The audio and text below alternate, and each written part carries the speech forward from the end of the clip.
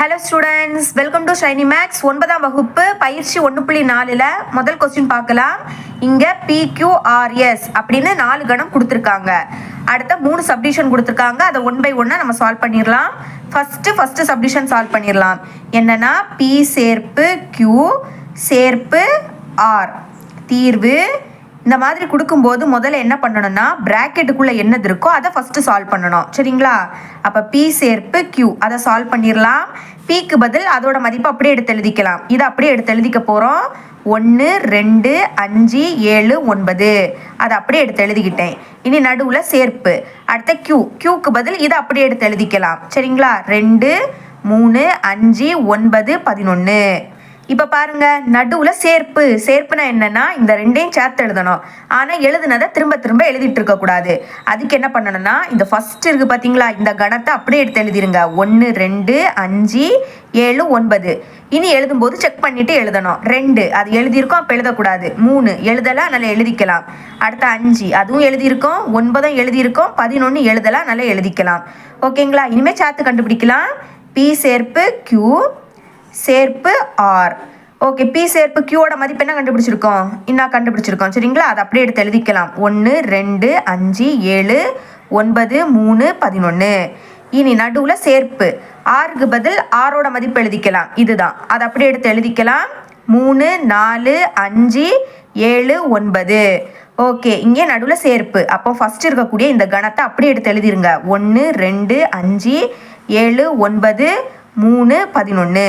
இனி செக் பண்ணிட்டு எழுதணும். 3 அது எழுதியிருக்கோம், அப்போ எழுதக்கூடாது. 4 அது எழுதலை, எழுதிக்கலாம்.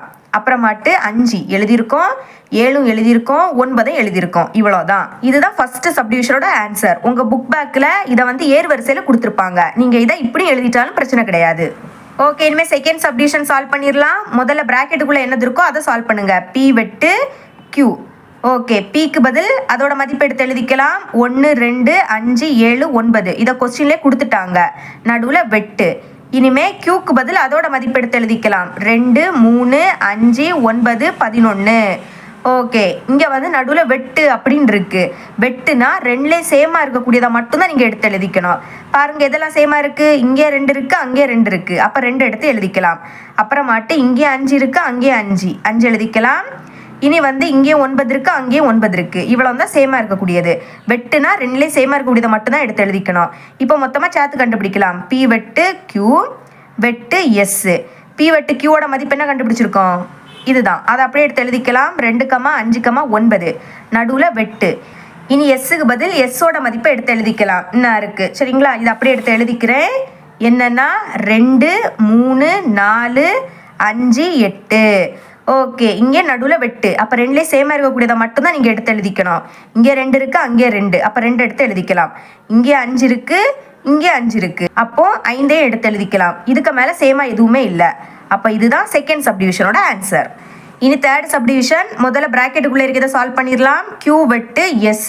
Qக்கு பதில் அதோட மதிப்பு எடுத்து எழுதிக்கலாம். 2 3 5 9 11 நடுவில் வெட்டு.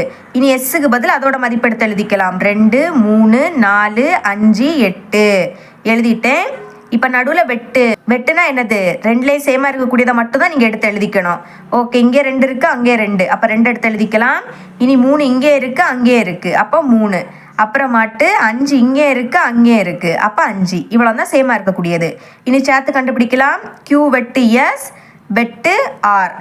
ஓகே, முதல்ல Q வெட்டு Sோட மதிப்பு என்னது? என்ன இருக்குது? அதை அப்படியே எடுத்து எழுதிக்கலாமா? 2 3 5. இனி நடுவில் வெட்டு. அப்புறம் Rோட மதிப்பு அப்படியே எடுத்து எழுதிக்கலாம். 3 4 5 7 9. ஓகே, நடுவில் வெட்டு. அப்போ சேமாக இருக்கக்கூடாது, அப்படியே எடுத்து எழுதிருங்க. இங்கே 3 இருக்குது, அங்கே 3. அப்போ 3 வரும். அடுத்த இங்கே 5 இருக்குது, இங்கே 5. இவ்வளோ தான் சேமாக இருக்கக்கூடியது. இதுதான் தேர்ட் சப்டிவிஷனோட ஆன்சர். இவ்வளோ தான் அந்த சம். இது உங்களுக்கு கிளியராக அண்டர்ஸ்டாண்ட் ஆகிருக்கும் நம்புறேன். தேங்க்ஸ் ஃபார் வாட்சிங்.